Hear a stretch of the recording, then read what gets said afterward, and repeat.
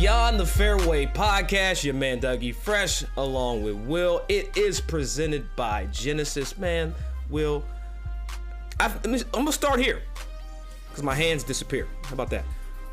I feel like Billy Ho owes us some money. How about I start there? I agree. I think we had a pivotal part to play along with his caddies and his family and supporting cast. Exactly. You know, and his skill set, Todd Anderson. I think we had a pivotal part to play in his winning, with us having a conversation with him on a range just Wednesday prior to the tournament. It was Tuesday, but it's fine. Okay, Tuesday, Wednesday. I get it. It ends in Y. It's fair. No, I get that. I like it. I appreciate it. But Billy Ho getting it done there at the Memorial Tournament, Will, and down your way, there's a special young lady that got it done at the U.S. Women's Open. Minjee Lee, she takes the title, and what a tournament. We got two tournaments, Will. Fantastic champions and winners.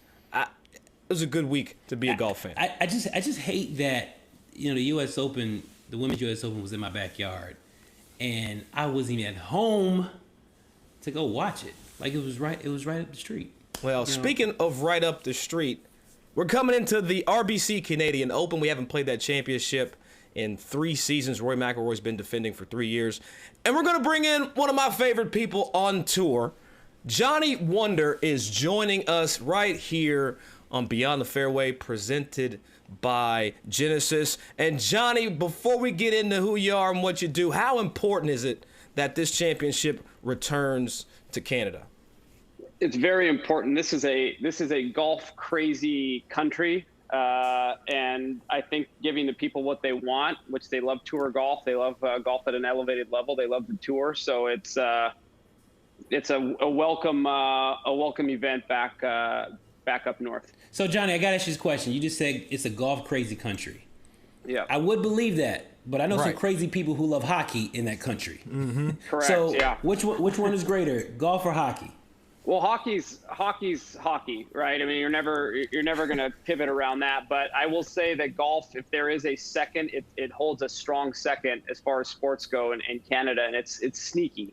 So I didn't realize this until I moved here. So I would be considered sort of a drifter in Canada. I'm from Seattle originally, but when I got here, and this is before I started working for WRX or doing that stuff, but I was like, wow, these people really take their golf seriously here, and it's a golf town. Like they take it. That's surprising. Seriously. That's surprising when you only get 2 months out of the year to golf. Just kidding. That's why I don't play a lot of golf here for that reason. But yeah, they get 2 really good months, and then the rest of it's hit or miss. That's fair. We are here with Johnny Wunder, the tour content creator for Callaway Golf. Johnny, you've had one of the more interesting routes to the tour than Will Lowry. Let's talk a little bit about, you know, how you got into the golf space. You just mentioned that you wrote for WRX. Tell the people a little bit about how the hell you get on tour. It's kind of a long story, but I'll start with this. I was in the film business, and I have to go all the way back to like 2012, 2013. And I was in the film business, and that was my passion. I wanted to make movies, and I actually ended up making one movie during my time, which, you know, it's a challenge to get one movie made, let alone 100 of them. And it was February of 2018. I remember the day. I was sitting on my couch. I had two young kids and my girl. They are all taking naps, and the film business goes like this financially. And the one thing, you know, that I thought, I was like, I got to figure out something to stabilize this, because I got like 3 months of savings left, and I know how that feels. Like, this ain't gonna be fun. And the one thing that I know more than most is golf equipment. So prior to that, the film guy that knows something about some golf. You gotta explain that. How did he get to golf equipment to operating a camera and pushing the red button? Well, he wasn't pushing the button. He was producing. I Thank you, Doug. Ever since I got into the game, I got into golf in like 94, 95. I think it was actually 94. I was probably like 16, 17 years old. And my pathway into golf was sort of equipment. And my dad took me to a tournament called the Ernst Championship, which was held in Seattle. It was Fred Couples Invitational Tournament. And I think it was 93 or 94. I forget what year it was. But that was the first time that I saw tour bags, like get up close and able to see what the guys were playing. And I noticed Davis Love the third, and Phil Mickelson and those guys, they had Phil had a Yonex bag, and Davis Love the third had a Tommy Armour bag. But when I looked in their bags, they didn't have any Tommy Armour clubs. Like, Davis Love had a set of MP29s that had a bunch of lead tape, and he had Tommy Armour stitched into them, and he had a ping eye wedge. And I'm sitting there looking at him like, wait, this is going on. Like, these guys are advertising this, but they're like, I'm in. Like, this is awesome. Like, and I remember going to the grocery store with my mom like a couple weeks later, and there was a Golf Digest, in the newsstand, and I started flipping through it, and they used to do it so proper back in the day, Golf Digest did. They had a what's in the bag feature. It was a pullout, and it was not just like pictures, it was the specs. It was like, his swing weights and the lofts and all that. I mean, it was really detailed information. And I just every month would just ingest as much of that as I possibly could. I went to my Uncle Rob's and got all of his old Golf Digests and started flipping through all of, I just go right to the what's in the bag page and just kept looking and looking and looking. And, it's kind of like a kid that's a baseball nut looking at the sports page and looking at stats. I equate it to the same thing. There's some kids that get into baseball because they love looking at stats, player stats. The what's in the bags were my stats. And I used to just follow it closely. And then the internet came around, and you can go and search these obscure Japanese sites that had all these bag picks that they would take at like the some random, like the Phoenix, the Phoenix Open in Japan, the Tiger used to play in, and they have all these in-hand what's in the bags, and, Getty Images started coming out, so you can see, I mean, that's just what I did. When I wasn't living my life, I was online or in a magazine just studying what guys had. So, I mean, if you go back to maybe early 90s until probably yesterday, I could probably tell you what's in a guy's bag. Hey, it's funny you say that. Like, it brings back so much memories, because I remember the FootJoy shoes I had on when you said Tommy Armour. The 8.4, was it the 845s, the 855s? Silver Scott 845s, and then had the 855s, which were the new versions. But yeah, I mean, that's all the stuff I was drawn to. And, to fast forward into 2018, I'm sitting on my couch and I'm desperate. I got to figure this out. And I had been writing as a featured writer for Golf WRX just for fun and for free, at the urging of my ex-girlfriend, who was like, you're on this site. I was a member of WRX since 2005. Yeah, me too. And I'm like member number 790 something. And she's like, you're always on this site. Why don't you, you always talk about golf. Why don't you see if you can write for them or something? So at the time, they didn't really have a featured writer program yet, but I emailed, this is actually kind of a funny story. I emailed, they had an email to the editor, Zach, at the time, and I emailed him and said, hey, I'm really interested in golf. I know a lot. I'd love to write for you guys. Do you guys hire civilian writers? He's like, no, but we're going to have a featured writer program. Why don't you send me a sample of what you can write, and we'll see how it goes. And I wasn't a writer. I didn't go to, if I took the SAT for English right now, I'd be illiterate. Like, I'm an idiot. So I'm like, I guess I write like I talk. So my dad's best friend, and the closest thing to a big brother that I have, is Mark Langston, who pitched for the Angels and the Mariners, and he does Angel Radio now. And he's probably who I've played the most golf with in my life. I've played hundreds of rounds with this guy. Got you. So I called him. I'm like, hey, I got to write the story for this website. I'm going to write a story like I get to play golf with my childhood hero, and it's going to be you. And the prize is like I go out to Shady Canyon, where he was a member of, and we're going to go play. And I'm going to and I'd played Shady Canyon 100 times, but at that point, that was the story. I'm just going to make it up and flip it off like it's true. And he's like, dude, you can't write that. No one's going to believe you, because everybody knows that we're friends. I'm like, this is WRX. Nobody knows on WRX. So I write this story, and I'm like, it's just a sample. It's never going to see the light of day anyway. It's just for the editor. So I send it in, and a month goes by, 2 months goes by, and then Zach emails me. He's like, hey, we just read your spot. It's great. It's up on the site. It was on the front page, playing golf with my hero. And I'm sitting there just going, this is a complete lie, by the way. Like, I didn't tell him that, but I'm like, this whole story's a lie. It's as fibbed as it can be. So it's safe to say you started this whole content craze. I started it on a lie. So well, that's majority of us content now. Yeah. Ooh, that cuts deep, Will. That cuts deep. So they would ask me to write, Ryder Cup articles, or, they would send me clubs and I would write a review. I did a review on 14's blades, and every once a month, once every couple of months, they would flip me a story and I would write it just for fun. It was fun. And so one of the stories that I did at the tail end, this is like 2016 or 17, was when Urban Golf Performance in LA first opened up, where we can, Roger Steele came out of UGP. Shout out to Mac Todd. Mac Todd and Roger and all those guys. And I added a video component to it, because I'm like, I'm gonna just like take a tour, like let's do a video tour.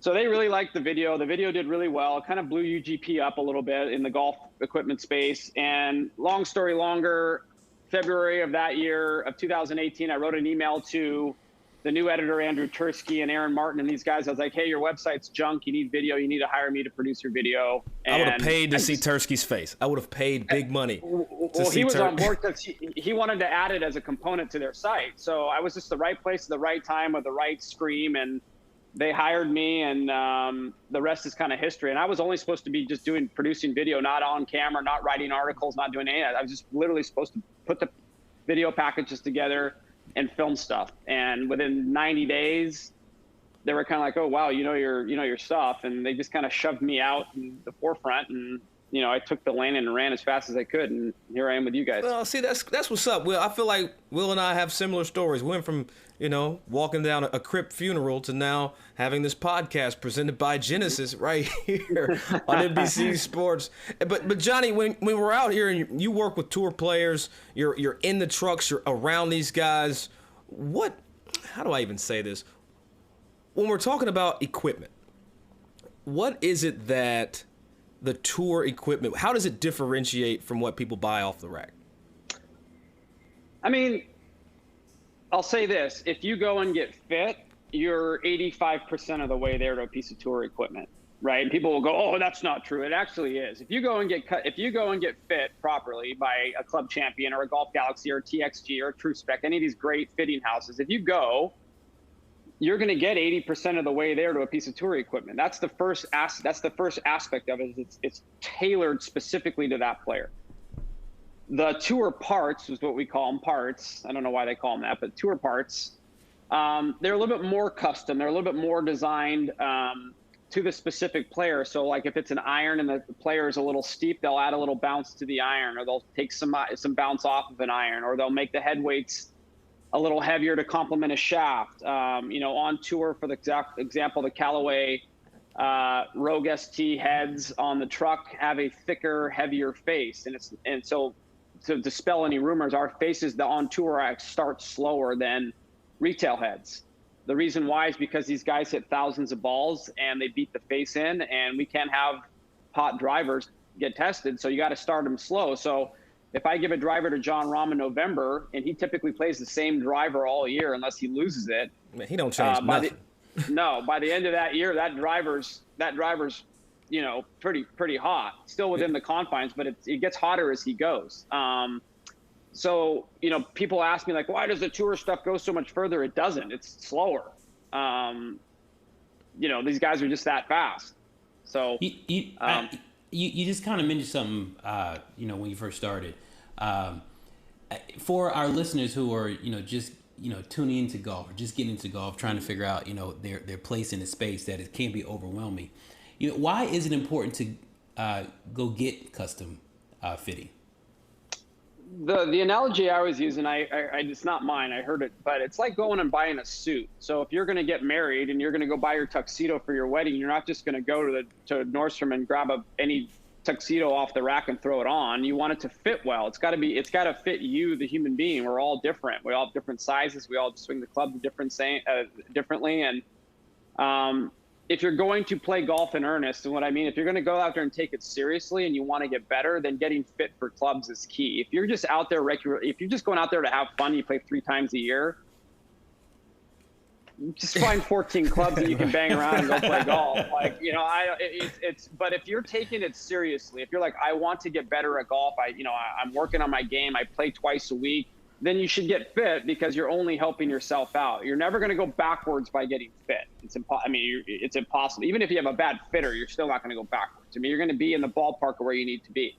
So bad fitter, Oh, damn, got it wrong. Good fitter. Yeah.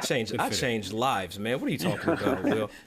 Johnny, let's get into the world of wonder here. How do you go from a writer now, you're on the tour vans, you're traveling the tour, and now you've got a show, a website, and Callaway Golf behind you? Like, what is it? Well, the world of one, they kind of built me my own Golf WRX website off of the Callaway website is what happened. So, what I'm sure, it's I'm sure Tursky's happy about that now. I don't know. But no, it's just it's a one-stop shop for everything you would ever want to know about Callaway equipment and Callaway tour equipment. So, there's videos, there's plenty of articles. I just wrote one. I walked 9 holes at the U.S. Women's Open with Annika. So I just, I got bored on Saturday night. I'm like, I'm going to write about my experience, and threw that up. And, her husband tweeted it out, and then she tweeted it out, and all of a sudden everybody started to read it. And it's a lot of stuff like that. So I would say it's 50% planned and 50% my whims. I get bored, or if I get inspired to write something about something I think you guys want to know about, I'll throw it up there. And I add pictures. There's a lot of photo galleries up there, and it's a cool spot. Like, I wish I would have had it when I was digging into equipment. I mean, It's like that one, if you're dying for a pizza, it's like, here's 16 pizzas right in front of you. You can go nuts. You can eat as much as you want. So that's what it is. It's pretty cool. Hey, you just mentioned the tweet that Mr. Mike McGee, Annika husband, tweeted for you. How important, or I guess can you describe the impact that social media has had in the golf space? Social media, and I could probably say this for everybody on the screen here, social media is what gave us jobs. We are all products of New Golf Media. So if you look back, even 5 years ago, guys like me, I just keep myself in that bucket. I didn't go to, journalism school. I don't have some gnarly CV that I could go and impress people with. Like, it went from a very polished professional game, the golf content space, to a hustle game. Mm-hmm. And if you know your stuff, and you know it well, and you can hustle, there's a place for you here. And I would say the three of us on this call, Roger Steele, Eric Anders Lang, everybody that I know, Hallie Ledbetter, even though she's a Ledbetter, she's a hustler. Like, she is a hustler. She's a hustler. Don't let her fool you, man. If her name was Johnson, she's still there. Yeah. Like, you know what I mean? Like, it doesn't matter. But do you think social media also gives voice to people that haven't earned one or know enough to speak out? Does that make sense? Yeah, yes, but that's the trade-off. But the they say cream always rises to the top. The people that really know their stuff and know their lane typically get eyeballs. Yeah, I mean, the peanut galleries are there, and there's some people that probably don't know their stuff as well. But, at the same time, you can't replace passion. Some people just want to see passionate people doing stuff on social media. I mean, there's no law against that either. So yeah, I mean, social media it's a necessity for me. If I don't have social media, I'm flipping burgers, or I'm working at National Car Rental. The Johnny Wunder Burger Shop, Will. Johnny, what would you be doing, though? Honestly, like, what do you think? Would you still be in movies and TV? And, like, where would you be without this crazy 4-letter word of golf? Probably still film and television. Like, the one thing I did really well, and I still do really well, I'm still a partner in a company called TPSC. I don't make any money off it unless all the stuff that we develop gets made, which it might, who knows. But I'm really, really good at developing content. So taking an idea, a piece of intellectual property, making sure that it's, there's a movie in there or a TV show in there, and I'm good at finding the right writer, and then developing the script or the treatment or the pilot with the writer. And then at the same time, I'm good at packaging. I'm good at taking a script and going to the agencies and going, okay, we want this director. I think this is the actor. And I'm good at that. It's the hustle. I'm good at the hustle. Johnny, I had no idea. You get me you see Will's eyes just light up? You're getting me excited. I didn't know all this. This is good. This is a good interview for me.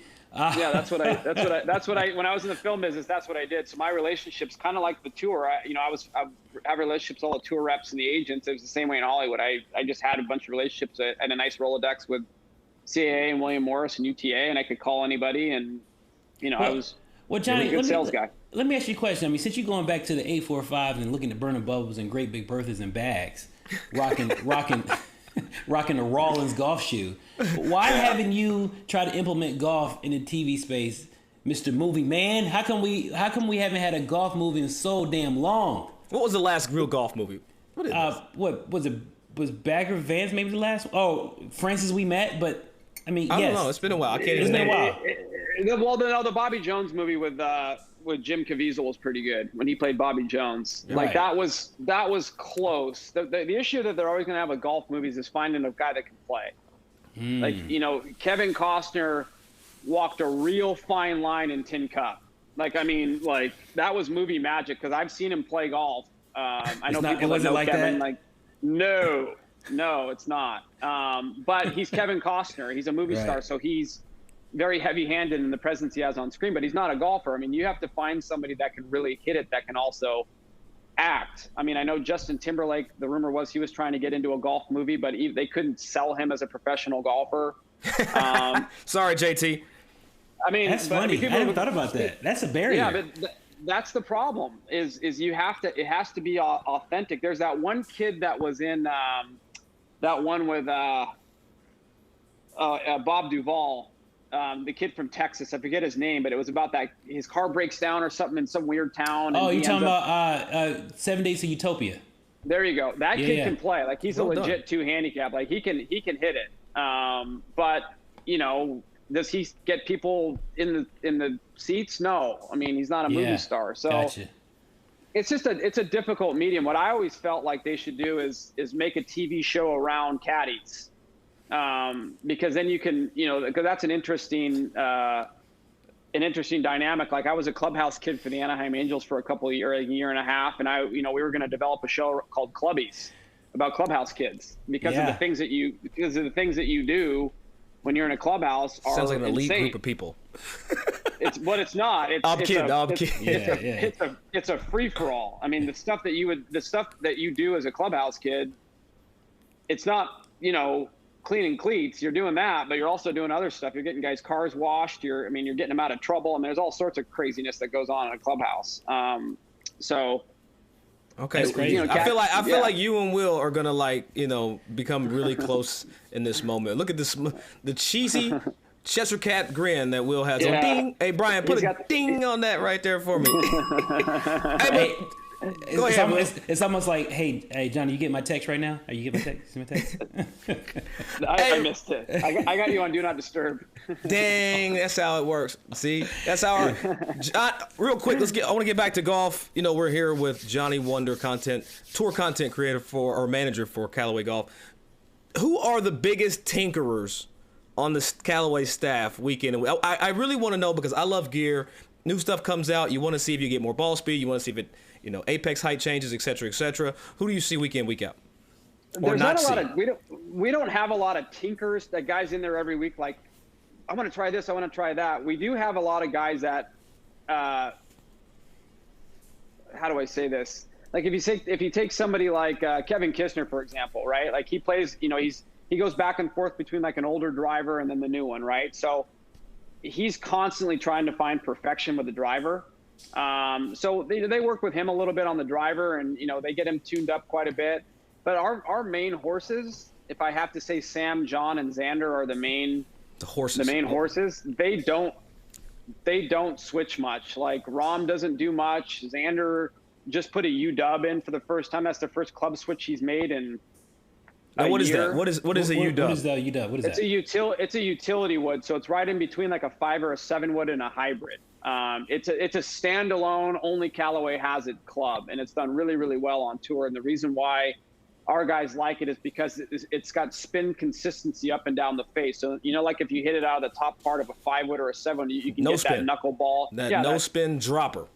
Exactly. Or if you hit it thin, it'll spin. This one maintains its spin up and down the face, so they can rely on it to fly a certain number all the time. I was wondering when we were going to get the plug, Will. I was wondering when the plug was coming in. That's a good one. But it has me thinking, J-Dub, like, when we talk about U-dubs and P-dubs, from your perspective, overall, where have you seen, like, the biggest advancement in clubs in the last few years?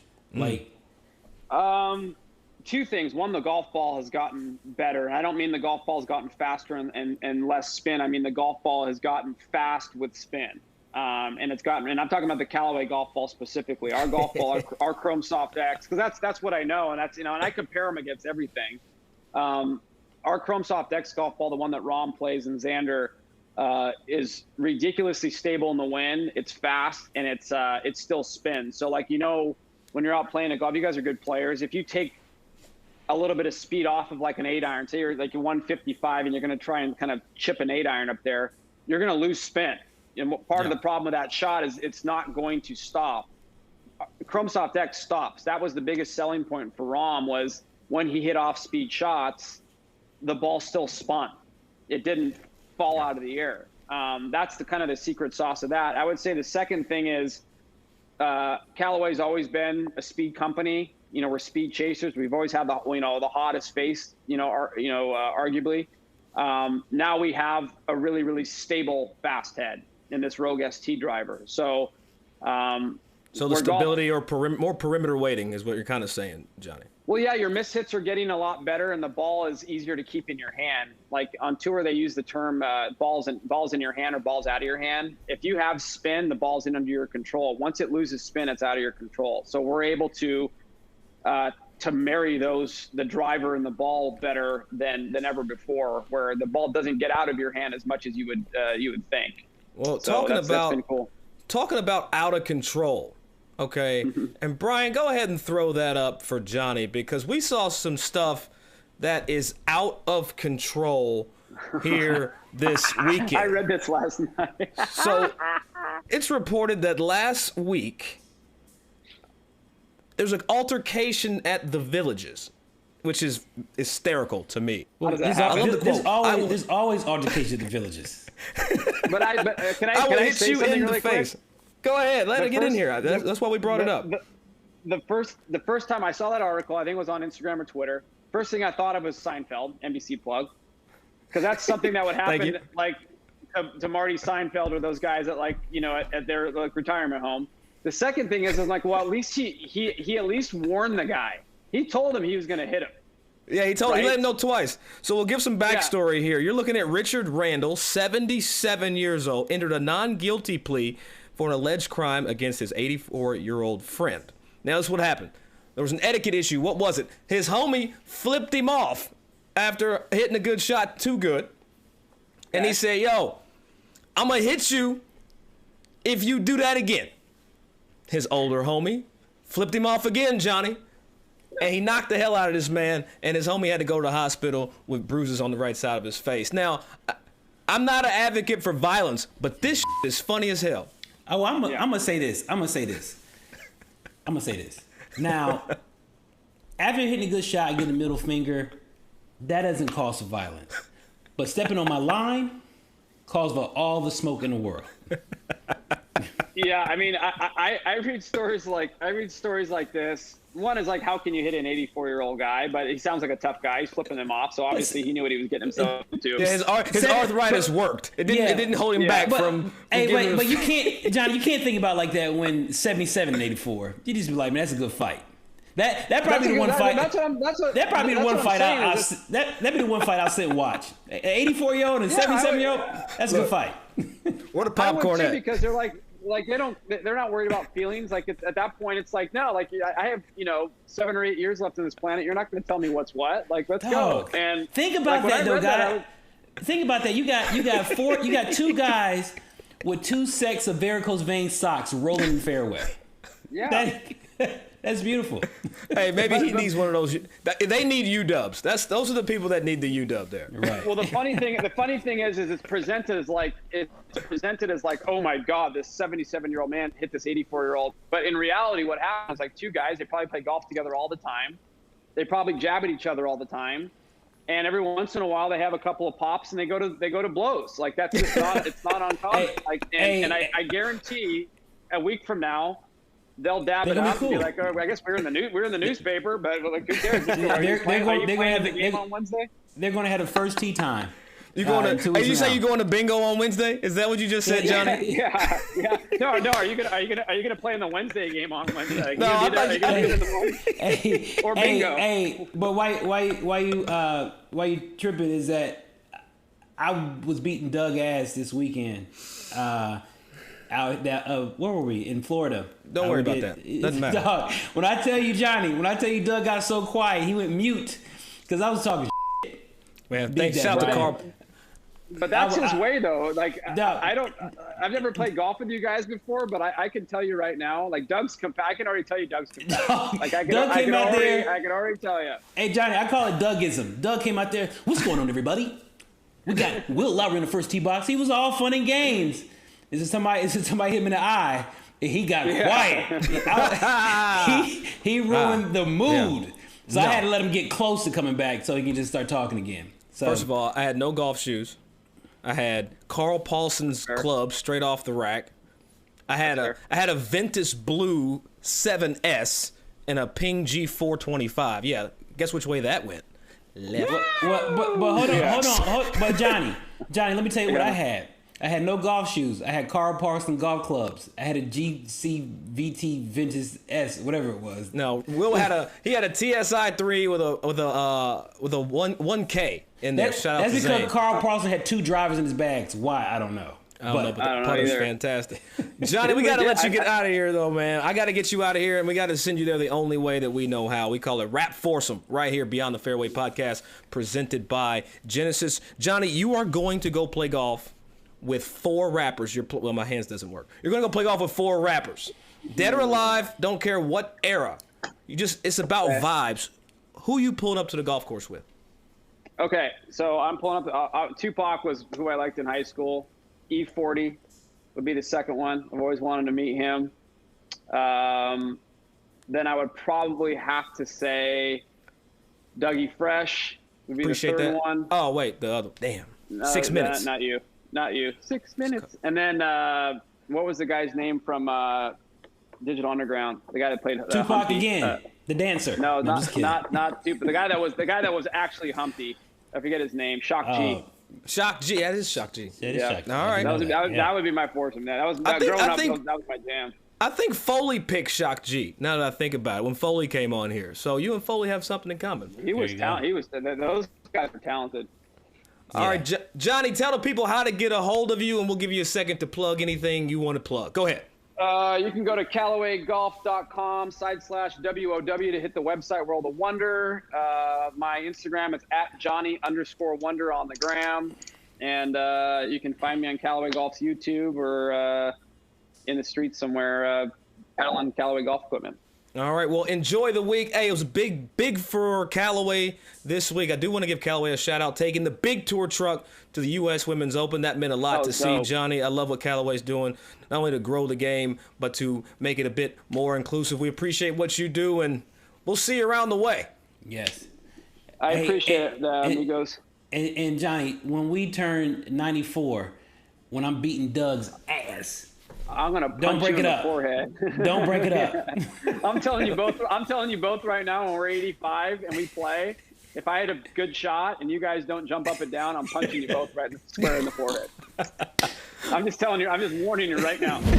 Beyond the Fairway is presented by Genesis Motor America and the first ever GV70. Dynamic design and exhilarating performance will make the game your own. And you talk about making the game your own. That dude Johnny Wunder. I should have asked if that was his real damn name. You think it's really Johnny damn Wunder? Yeah, I mean, he got Sebi Wunder. That's his son's name. I'm not trying to call him out, but I'm just. And it makes you anyway. It makes you wonder what wonder is he in the world? It makes you wonder. Give me my play on words. Don't take that. That's yours. From me. I'm complimenting you. I love how you did it. Okay. That was me reiterating what you said because it was a wonder that you got it out. Right. I wonder how I did it. Mr. Johnny on the spot here, Will.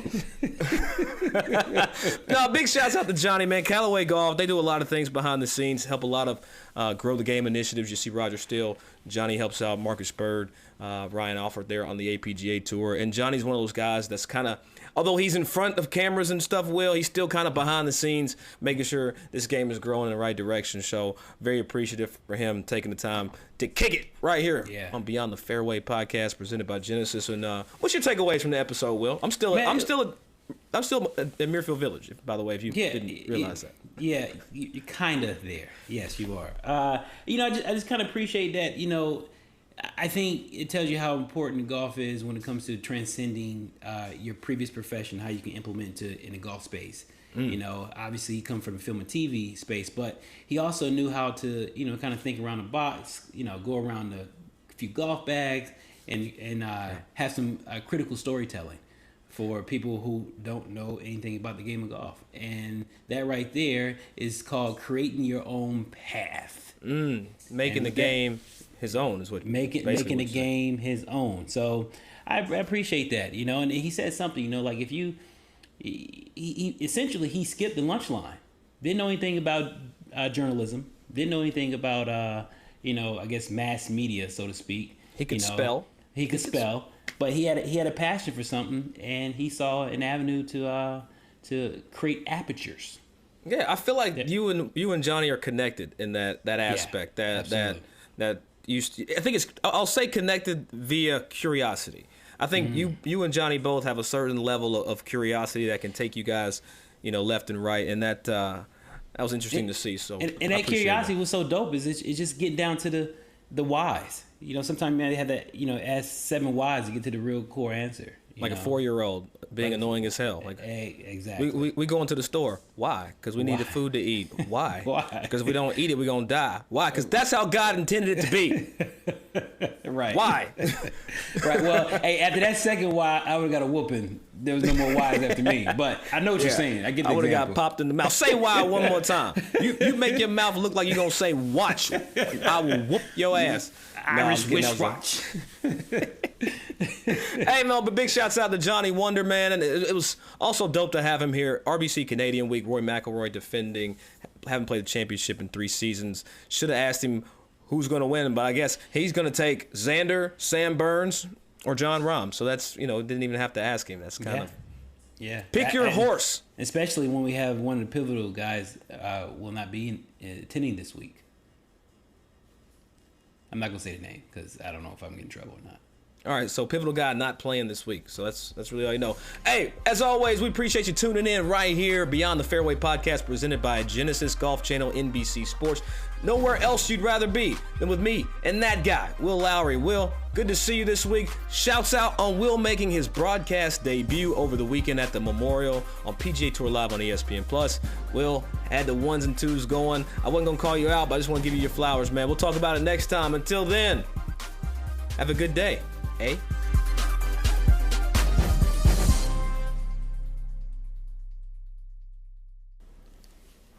I can't even finish. That was dope. I gotta go mute, which is hard for me to do. Which is not happening right now.